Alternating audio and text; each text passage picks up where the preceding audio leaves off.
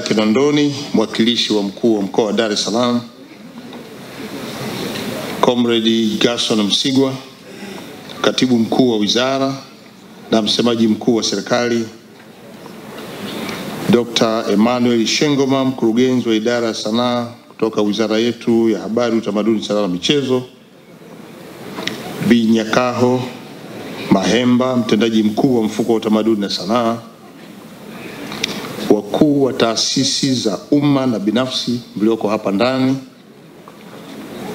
wakuu wa vyombo vya ulinzi na usalama wilaya na mkoa, brass band na nyie mkiwemo, wakurugenzi wote wa wizara na wakuu wa idara na vitengo kutoka ndani ya wizara yetu, kwa pamoja na watumishi wa mfuko wa utamaduni wa sanaa na utamaduni na sanaa, marais wa mashirikisho ya utamaduni na sanaa mlioko hapa ndani, wasanii wote kutoka sanaa za maonesho, muziki, lugha na fasihi, filamu na ufundi ambao pia mko hapa leo, wakuu wa taasisi za fedha kutoka benki zetu za CRDB na NBC, wasomi kutoka Chuo Kikuu cha Dar es Salaam, Chuo cha Mwalimu Nyerere pamoja na Don Bosco ambao wameungana nasi. Natambua uwepo wa wanahabari ambao wanahabarisha umma, vile vile vikundi mbalimbali ambao viko hapa ndani. Ni wasalimu tena kwa salamu za Jamhuri ya Muungano wa Tanzania. Nataka nianze kwa kumshukuru Mwenyezi Mungu aliyetupa afya na kutuwezesha leo kusafiri kutoka kote huko na kuja hapa jijini Dar es Salaam maalum kwa ajili ya mkutano huu wa pili wa wadau wa utamaduni na sanaa. Huu ni mkutano muhimu kwa maendeleo ya sekta hii ya utamaduni na sanaa hapa nchini. Nataka nikupongeze Mheshimiwa Profesa Kabudi, waziri wetu wa wizara hii, pamoja na timu yako yote ya wizara, bila kusahau wasanii wote, lakini pia watendaji wa mfuko wetu wa utamaduni na sanaa, pamoja na uongozi wa mkoa wa Dar es Salaam, kwa pamoja kwa ushirikiano wenu wa kufanya maandalizi mazuri ya mkutano huu wa pili wa utamaduni na sanaa. Mkutano huu leo unawakutanisha wadau wa sanaa wakiwemo wasanii wenyewe kwa lengo la kutafakari, kupitia mafanikio, kubaini changamoto na kuziwekea mkakati wa kuzitatua. Na leo tunapokutana hapa, tunajenga historia katika nchi yetu kuwa na mkutano wa aina hii mkubwa wa pili hapa nchini, ambao pia utakwenda kuishauri serikali namna bora ya kusimamia na kufanya maboresho kwenye eneo la utamaduni na sanaa. Niwapongeze sasa wadau wote wa utamaduni na sanaa, wasanii wenyewe mkiwemo, kutoka mikoa yote nchini kwa namna mlivyojitokeza kufikia idadi hii ya watu zaidi ya 700 ambao mko kwenye ukumbi huu. Nafahamu wapo wadau wa urithi wa utamaduni, lugha na fasihi, sanaa za maonesho, vile vile sanaa za ufundi, filamu, muziki na wadau wengine wa utamaduni na sanaa.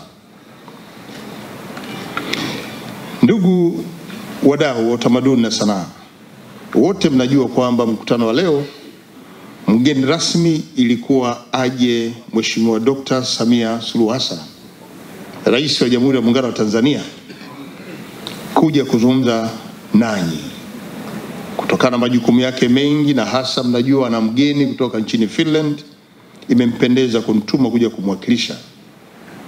Na hivyo basi nimekuja na salamu zenu nyingi za heri, baraka na upendo kwenu wasanii wa hapa nchini na wadau wote.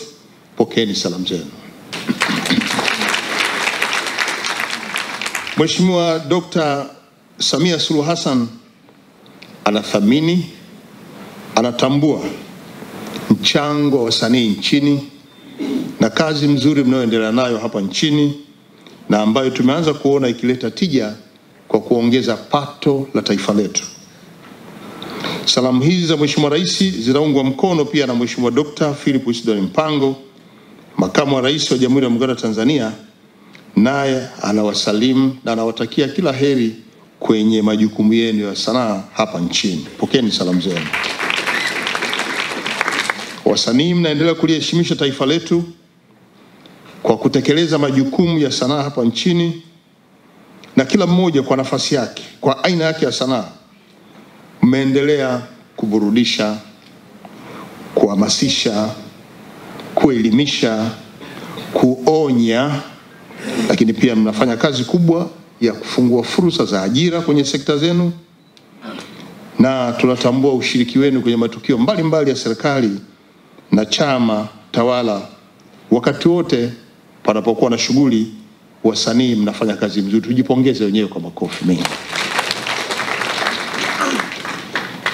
Ndugu wasanii na wadau wa sanaa na utamaduni, viongozi wetu wa juu wa nchi hii wa serikali wanawaahidi kushirikiana nanyi wakati wote, na wamenituma niwaambie, tumieni nafasi hii inayowapa nafasi ya kujadili mafanikio yenu, kufanya tafakari ya maeneo ambayo pia yamewakwamisha katika utendaji wenu, na mtengeneze maazimio ambayo ni ufumbuzi wa changamoto hizo. Wakati wote wakurugenzi wa wizara na watendaji wa wizara, kwa maana kutoka serikalini, wakiwa hapa, nataka niwahakikishie hakuna jambo lenu mtakaloliomba serikali itekeleze likaachwa kutekeleza. Mkutano huu ni ishara, na ishara hii ni ya dhamira ya dhati kwenu wasanii katika kuendeleza fani ya utamaduni na sanaa,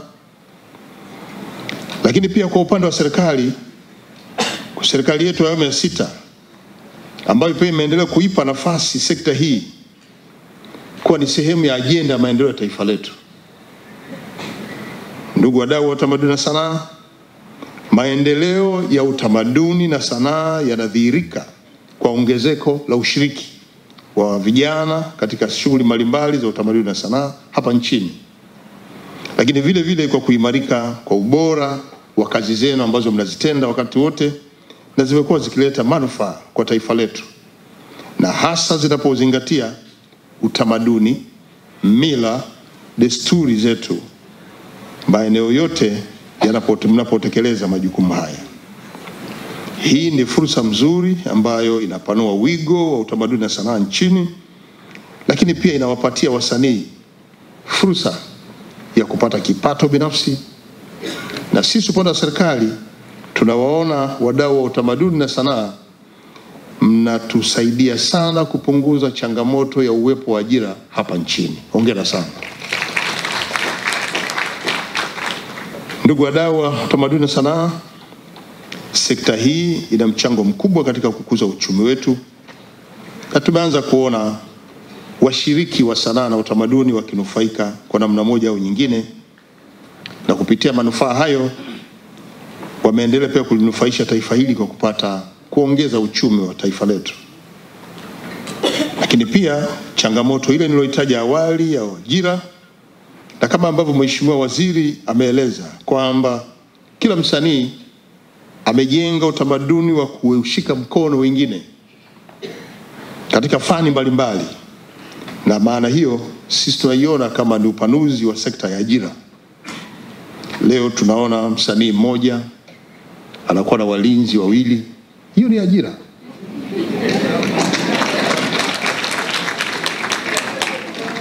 Msanii anaanzisha studio yake, anaajiri wataalamu wa IT. Hiyo ni ajira.